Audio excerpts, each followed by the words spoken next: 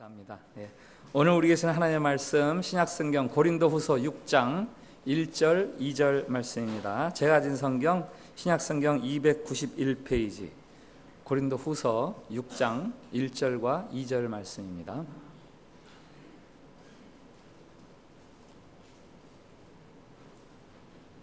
고린도후서 6장 1절 2절 말씀 봉독할 때에 살아계신 우리 하나님의 음성으로 들으시기 바랍니다.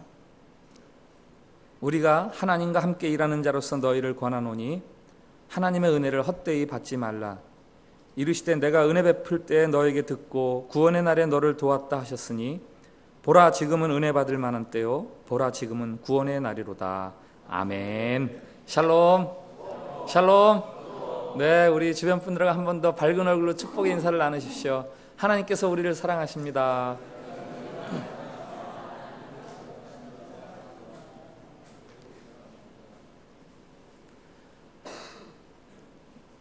사진을 몇 점 모아봤습니다. 한번 보세요.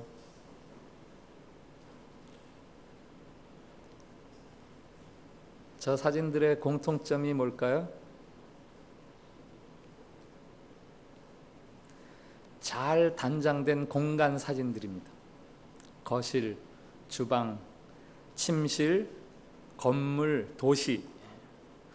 우리는 공간을 꾸미기 위해서 많은 힘을 쏟습니다.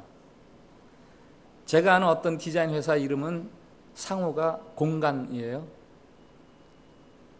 작은 핸드폰 혹은 볼펜 한 자루, 신발, 옷부터 시작해서 건물, 사무실 혹은 도시 전체까지 공간을 단장하는데 우리는 많은 힘을 쏟습니다. 반면에 시간을 어떻게 꾸며야 하는가에 대해서는 별로 신경을 쓰지 않습니다. 여러분은 내가 방을 어떻게 꾸밀까, 내가 머리를 어떻게 단장할까 하는 것처럼 내가 시간을 어떻게 단장할까, 내가 시간을 어떻게 꾸밀까 이런 생각을 해보셨습니까? 하나님이 세상을 창조하실 때 두 가지를 창조하셨습니다. 하나는 공간이고 하나는 시간이에요.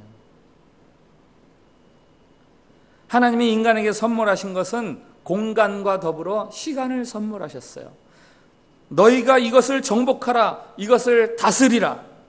성경은 우리가 공간과 더불어 시간을 다스리도록 선물 받았다고 그렇게 말하고 있습니다. 70년대 학번들에게 필독서였던 에리 프롬의 소유냐 존재냐라는 책이 있습니다.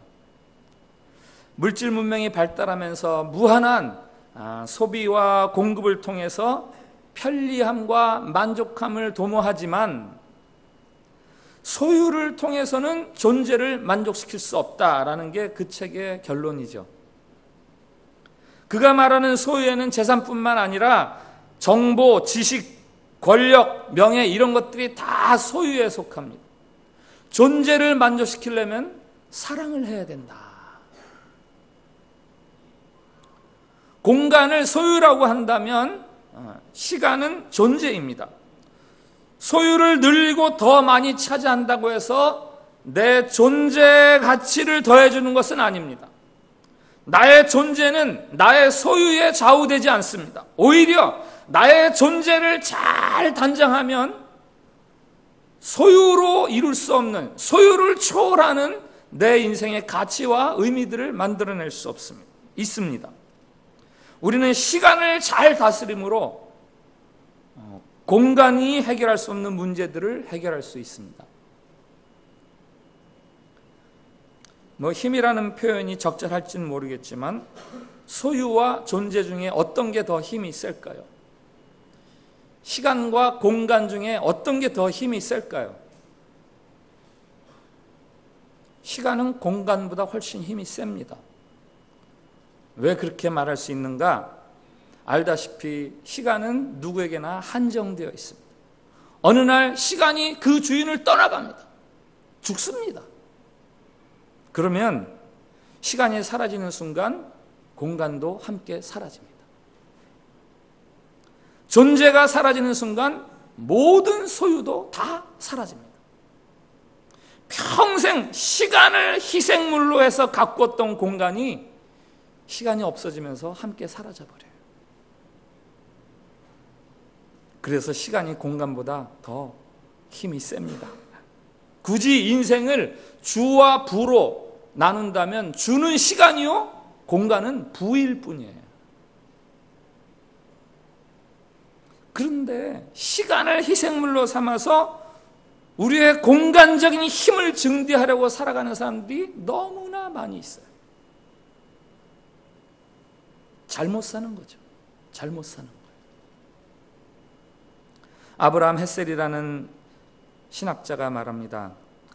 공간의 세계에 대한 지배력을 획득하는 것이 우리의 확실한 목표 가운데 하나다. 그러나 공간의 영역에서 능력을 획득하다가 시간의 영역에서 모든 열망을 상실할 때 위험이 시작된다. 공간을 지배하고 공간의 사물을 획득하는 것이 우리의 유일한 관심사가 될 때 우리의 삶은 망가진다. 심지어 신앙생활, 종교생활까지도 우리는 공간에 집착하는 실수를 범합니다. 그래서 신이 숲이나 나무나 혹은 태양이나 무슨 집이나 이런 특정 장소에 신이 있다, 이렇게 생각을 합니다. 그 장소들이 거룩하게 여겨지고 그때부터 신은 특정한 장소에만 있는 것으로 그렇게 제한이 됩니다. 이 종교적인 성스러움이 공간으로 자꾸 나타나요. 공간으로. 사마리아 여인이 예수님에게 묻죠. 우리가 하나님을 어디서 예배해야 됩니까? 예루살렘입니까? 사마리아입니까? 공간에 대한 질문이에요. 하나님을 어디서 예배해야 돼요? 저쪽입니까? 이쪽입니까?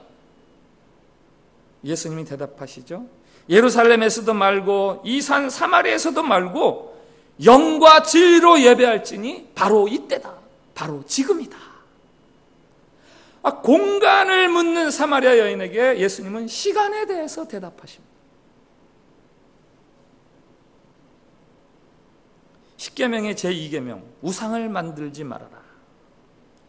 형상을 만들어서 경배하는 것도 일종의 공간적인 개념의 결과물이에요. 상을 만들어서 예배합니다. 상이 있어야만 돼요. 상이 없으면 예배가 안 돼요.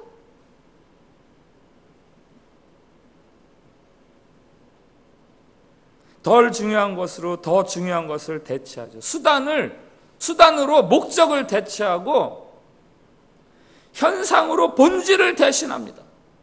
인도의 어느 왕국에 아름다운 왕비가 있었답니다. 왕과 결혼을 해서 한 1년여 너무나 행복하게 살았는데 왕비가 병이 들어서 죽었어요. 왕이 너무 슬퍼합니다. 무덤을 잘 단장했습니다. 1년 후에 무덤에 갔는데 좀 무덤이 쓸쓸해 보이는 거예요. 왕이 말합니다. 우리 왕가를 상징하는 호랑이 조각을 저 무덤 옆에 세워라. 또 1년 후에 가서 거기를 보고 호랑이 조각이 멋있게 세워졌는데 뭔가 허전해요. 저기다가 왕궁을 하나 멋있게 져라. 또 1년 후에 갑니다. 성곽을 멋있게 져라. 1년 후에 갑니다. 이젠 제법 괜찮아 보이는데 좀 마음에 안 드는 구석이 있어요. 한가운데 있는 무덤이에요. 왕이 말합니다. 이 무덤을 치워버려라.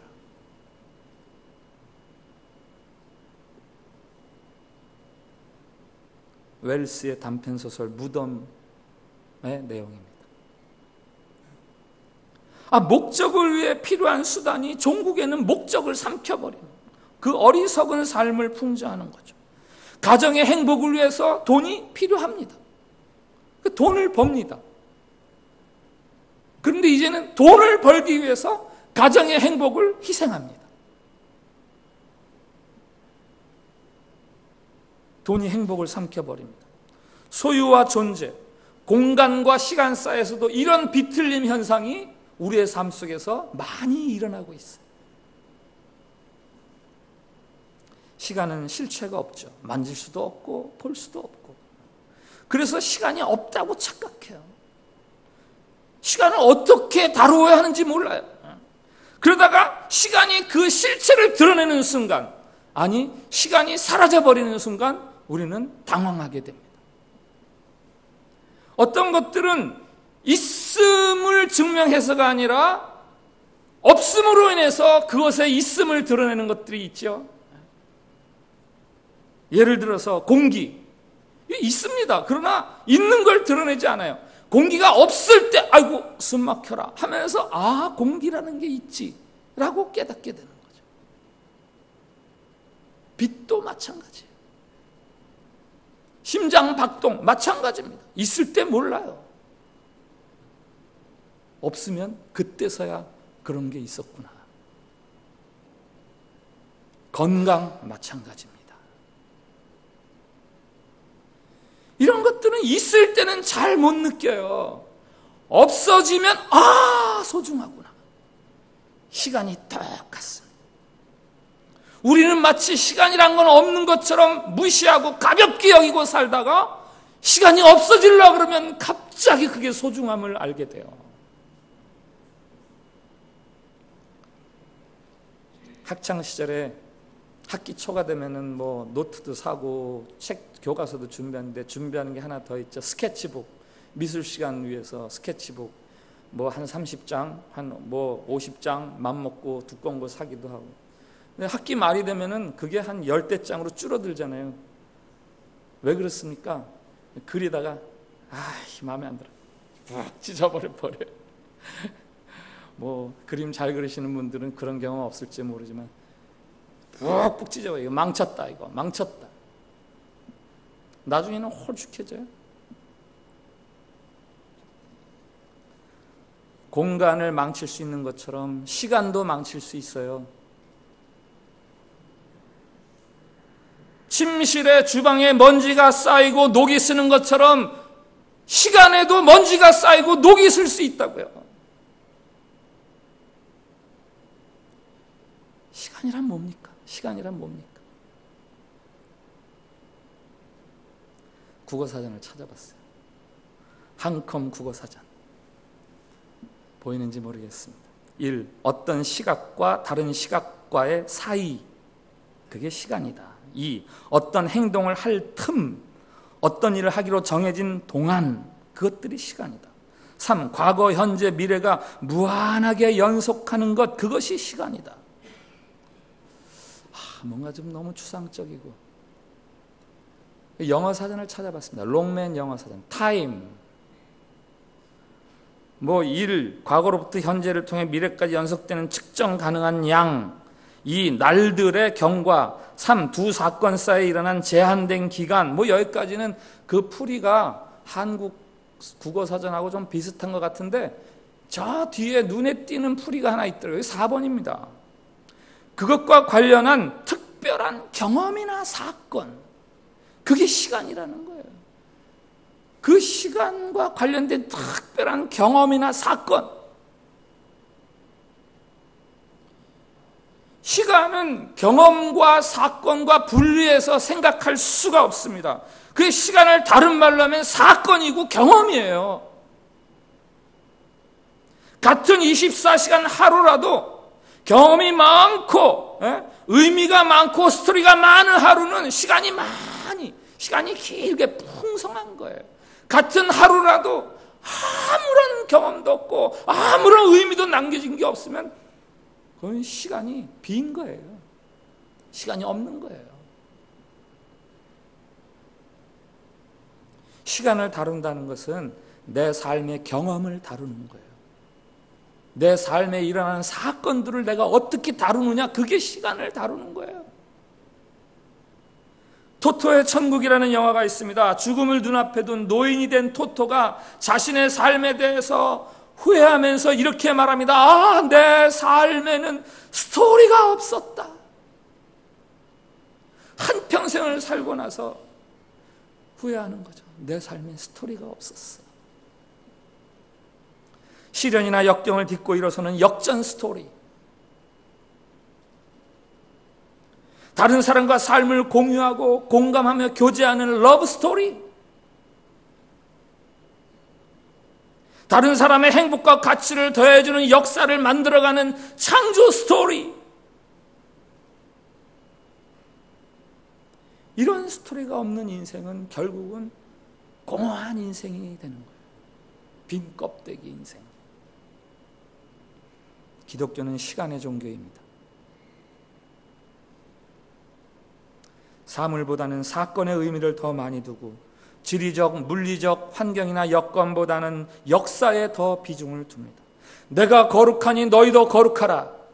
이스라엘에게 주시는 이 하나님의 말씀은 바로 시간에 대한 말씀이에요. 거룩하라. 거룩, 이 히브리 말로 카도시라는 단어인데 창세기 50장까지 있는 책이에요. 상당히 두꺼운 책. 거기에 이 거룩이라는 단어가 딱 한 번 나옵니다.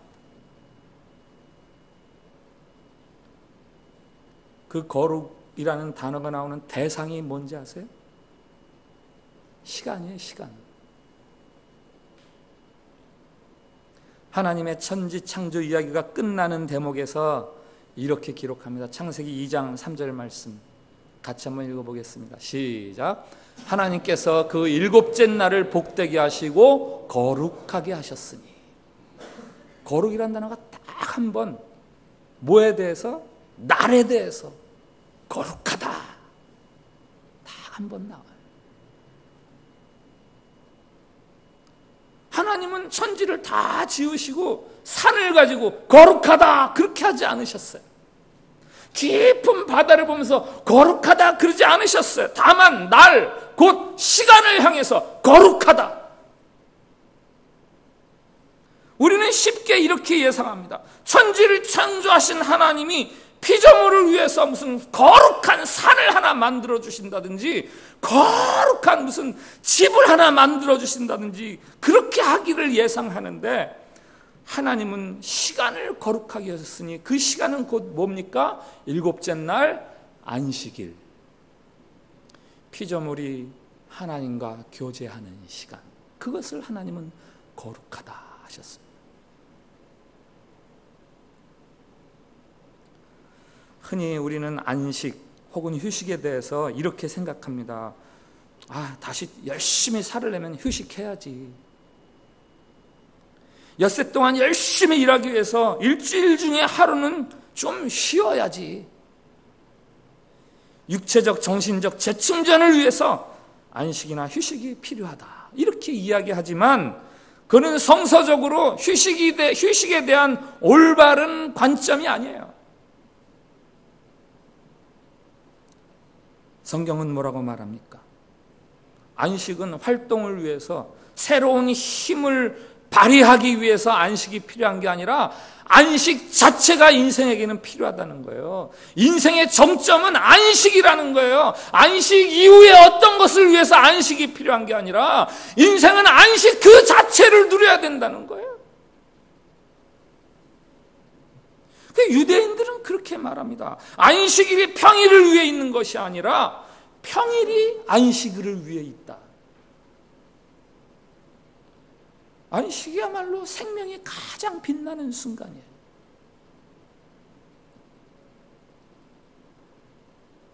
창세기 2장 2절부터 3절까지 한번 보겠습니다.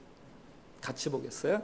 시작. 하나님이 그가 하시던 일을 일곱째 날에 마치시니 그가 하시던 모든 일을 그치고 일곱째 날에 안식하시니라. 하나님께서 그 일곱째 날을 복되게 하시고 거룩하게 하셨으니 아멘. 하나님이 6일 동안 천지를 창조하셨습니까? 7일 동안 천지를 창조하셨습니까? 성경은 분명하게 일곱째 날에 마쳤다 그랬어요. 뭘 막 있으라 해서 막 만들어낸 건 6일 날 다 끝났어요. 그런데 왜 일곱째 날에 마치셨다고 합니까? 하나님이 하시던 일을 여섯째 날에 마치고 일곱째 날에 쉬셨다. 왜 안 그러죠? 일곱째 날에 하나님의 또 다른 활동이 있었어요. 그것은 안식하는 거예요. 안식하는. 하나님과 피조물이 함께 어울리는 쉼, 안식. 비로소 그때서야 하나님이 창조 작업을 마무리하시는 거예요. 6번째 날까지는 없던 것이 안식입니다.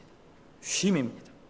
7째 날 하나님이 우리와 안식하심으로 비로소 창조 세계의 작업을 마무리하시는 거예요.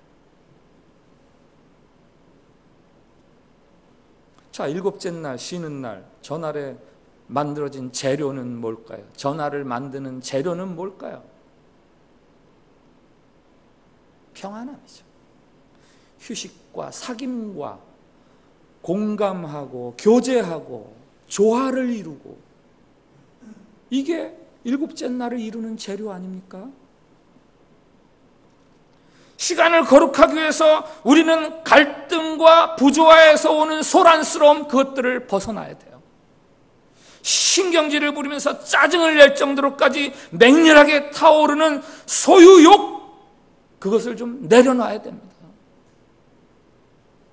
내 손을 움직여 이래야 살 수 있다라는 그 강박관념, 그걸 내려놔야 돼요. 하나님의 은혜와 사랑으로 내 생명을 누립니다 라는 감사와 찬양을 회복하는 것이, 그게 안식이래요.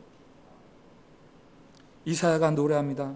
주께서 심지가 견고한 자를 평강하고 평강하도록 지키시리니 이는 그가 주를 신뢰함이니이다.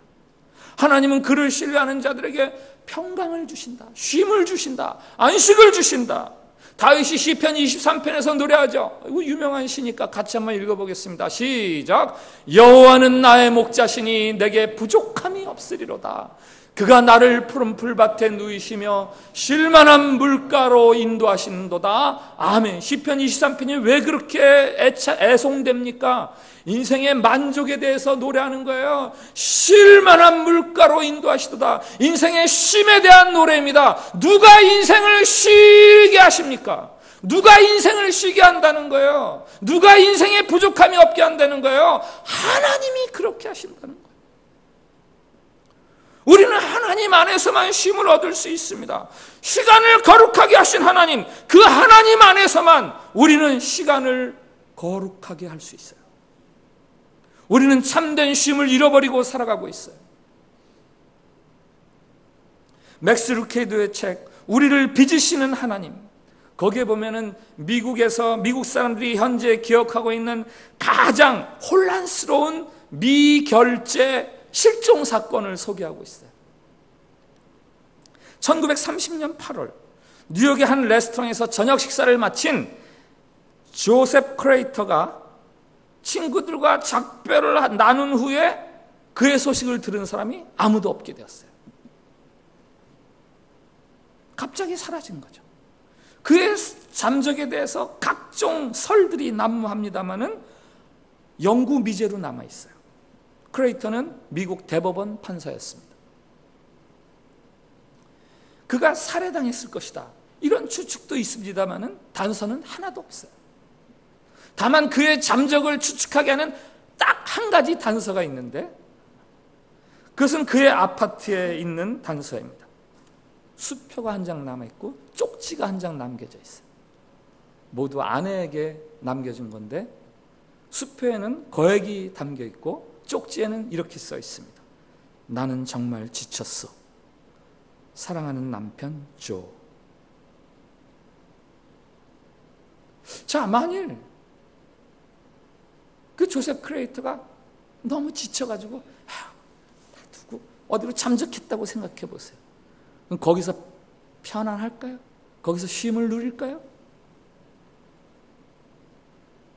그 아내는 어떻습니까? 남편이 거액의 수표를 남겨주고 갔어요. 아, 이제 좀 쉼을 누릴 수 있게 되었을까요? 평안할까요?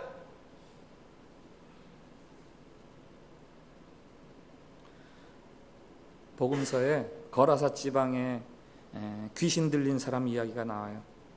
무덤가에 살고 있어요. 생명을 떠난 자죠. 무덤가에 사니까 소리를 지릅니다. 괴성을 지르고 자기 몸을 막 상하게 하고, 그 발작을 하면은 그를 발작 못하게 하려고 쇠사슬을 묶어도 그를 제어할 수가 없었다 그래요. 바로 하나님을 잃어버린 사람들의 모습이에요. 하나님을 떠난 사람들의 삶의 모습. 그러나 하나님의 품에는 쉼이 있고 평안함이 있습니다. 우리가 하나님을 거부함으로 평안함을 자꾸 잃어버리는 거예요. 우리가 불안하고 평안하지 못한 것은 내 환경 때문이다, 내 사업 때문이다, 내 저 문제를 자꾸 일으키는 가족 때문이다. 그렇지 않아요. 여러분이 하나님과의 관계가 망가졌기 때문에 그렇습니다. 세상을 창조하시며 우리에게 쉼과 안식을 선물하신 하나님이 이제는 쉼을 잃어버린 저와 여러분에게 새로운 쉼을 제공해 주세요. 그건 곧 예수 그리스도의 이야기입니다. 예수님이 가장 먼저 선포하신 말씀이 있어요. 마가복음 1장 15절. 때가 찼고 하나님의 나라가 가까이 왔으니 회개하고 복음을 믿으라. 예수님이 제일 먼저 하신 설교 말씀. 때가 찼고 뭡니까? 시간이 왔다. 시간이 왔다. 하나님의 나라가 가까웠다. 바로 예수 그리스도의 사건을 두고 하시는 말씀입니다. 예수 그리스도의 사건과 사역으로 하나님의 때가, 하나님의 시간이 도래했습니다. 하나님은 예수 그리스도의 이야기를 통해서 쉼을 잃어버린 모든 인생들에게 말씀하십니다. 마태복음 11장 28절 같이 읽겠습니다. 시작. 수고하고 무거운 짐진 자들아 다 내게로 오라. 내가 너희를 쉬게 하리라. 아멘. 예수 그리스도의 사건을 우리에게 비추어 주시면서 수고하고 무거운 짐진 자들아 다 내게로 오라. 내가 너희를 쉬게 하리라. 아주 큰 사랑 이야기를 통해서 하나님은 지치고 두려워하는 우리들에게 쉼을 허락하십니다. 성경은 이것을 은혜라고 이야기하고 선물이라고 말합니다. 우리가 무엇을 해서, 우리가 공간을 단장을 해서 공간을 채워서 쉼을 누릴 수 있는 것이 아니라, 내가 어떤 것을 쟁취해서 쉼을 누릴 수 있는 것이 아니라 하나님이 나에게 주시는 것이다. 우리는 평안을 창조할 수 없어요. 우리는 쉼을 만들어낼 수 없습니다. 다만 우리는 평안과 쉼을 누릴 수 있습니다. 어떻게? 하나님 안에서.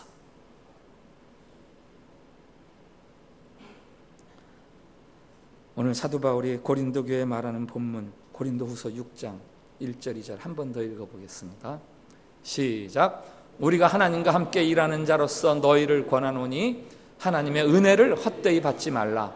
이르시되 내가 은혜 베풀 때 너에게 듣고 구원의 날에 너를 도왔다 하셨으니 보라 지금은 은혜 받을 만한 때요 보라 지금은 구원의 날이로다. 아멘. 하나님의 은혜를 헛되이 받지 말라. 보라 지금은 은혜 받을 만한 때요 보라 지금은 구원의 날이로다. 지금이야말로 하나님이 마련하신 쉼의 때입니다. 르바란이어서가 아니에요. 휴가철이 와서가 아닙니다. 하나님 안에 예수 그리스도를 통해 들려주시는 큰 사랑 이야기, 바로 그 이야기 때문에 우리에게 은혜의 때요 구원의 때요 쉼과 안식이 주어지는 때인 거죠. 성경은 우리가 메마른 광야를 초원으로 바꾸어내는 초능력을 배워야 쉼을 누릴 수 있노라라고 말하지 않습니다. 뜨거운 이 열대지방의 온도를 시원한 가을바람으로 변화시킬 수 있는 주문을 익숙하게 하면 그때서 쉼을 얻게 될 것이다. 그렇게 말하지 않습니다. 드디어 골프 핸디가 싱글에 들어가면 내 삶에 내 공간이 더 기능적이고 더 효과적이 되면 내가 쉼을 얻을 것이다. 그렇게 말하지 않습니다. 다만 여러분이 쉬고 여러분이 안식할 수 있는 은혜의 자리가 있어요. 여러분을 향한 큰 사랑 이야기, 그 사랑 이야기를 여러분의 삶에 담을 때 비로소 여러분에게는 쉼이 있는 거예요. 어거스틴이 말하잖아요. 내 영혼이 하나님 품에 거하기 전까지는 안식할 수 없습니다. 내 영혼이 하나님 품에 거하기 전까지는 도무지 안식할 수 없습니다. 르바란 휴가 주간입니다. 교회도 예배도 다 쉬고 어떤 계획을 가지고 계십니까? 여행, 골프, 아니면 취미 활동, 아니면 혹시 이런 분 안 계세요? 이도 저도 다 그냥 푹 쉴 거야. 그런 분도 있으리라고 생각해요. 여러분이 어떻게 하면 정말 이 한 주간의 쉼과 안식을 누릴 수 있겠습니까? 여행하십시오. 골프나 취미 활동 하십시오.